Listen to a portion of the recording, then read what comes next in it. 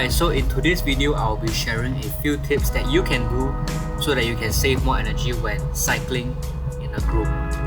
Now here in Malaysia, cycling in a group is a pretty common activity that a lot of cyclists do.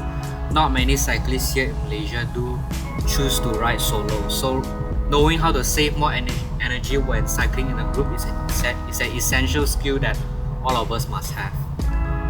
Now the first skill that I believe all beginner cyclists would have picked up is drafting. Now drafting is actually more than just a skill where you're sitting behind the rider in front of you. In certain situations, this could actually mean sitting towards the side of the rider in front of you.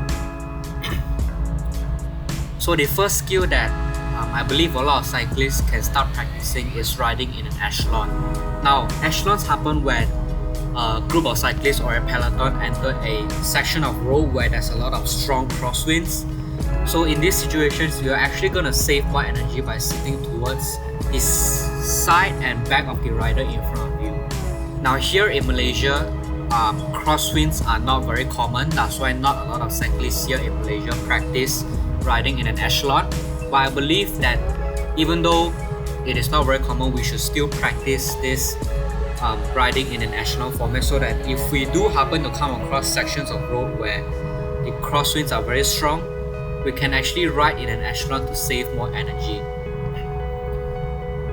Now a great way to know how to ride in an echelon is to actually position your front wheel towards the side of the back wheel in front of you.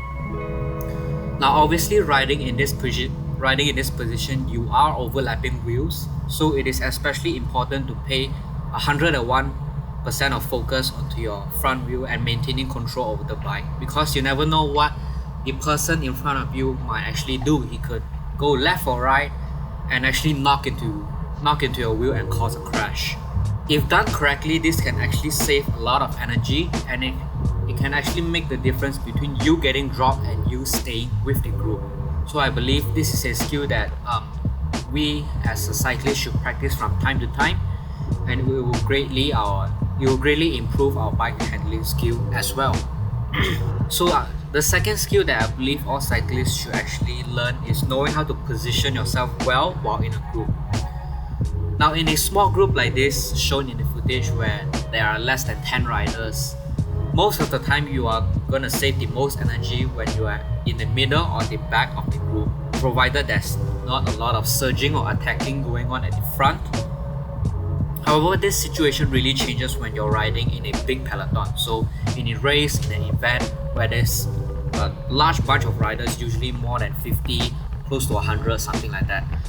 In those scenarios, it is actually better to stay towards the front part of the peloton. And that is because of a phenomenon called the rubber band effect, where if there's a lot of surges and acceleration going on in the group, the riders at the back of the peloton usually have to put out double the effort compared to the riders that are at the front of the group.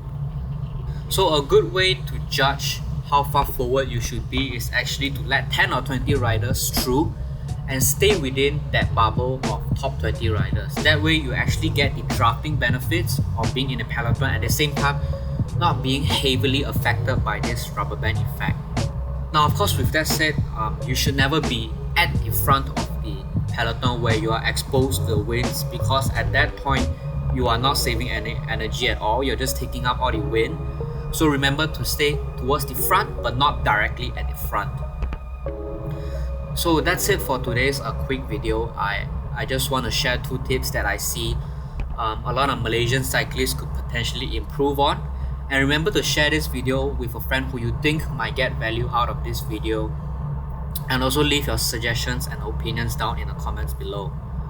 Now I do have another video talking about sprinting mistakes that I made on a local group ride, so you can click on my channel to view that video. So that's it for this quick video, and bye for now.